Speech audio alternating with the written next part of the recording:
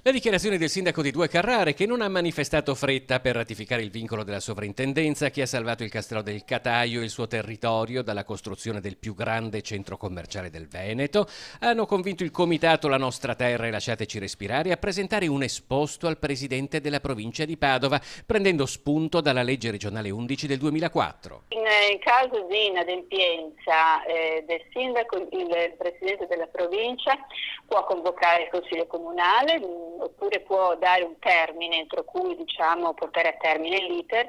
In extremis può anche commissariarlo, questo dice la legge, ma non credo si possa e si debba arrivare a questo.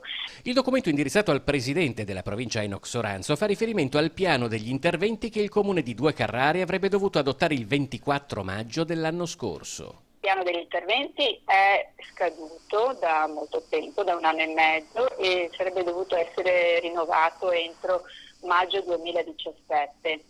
Il nostro interesse per questo strumento sta nel fatto che il rinnovo diventa l'occasione per inserire in maniera ineludibile il vincolo della sovrintendenza.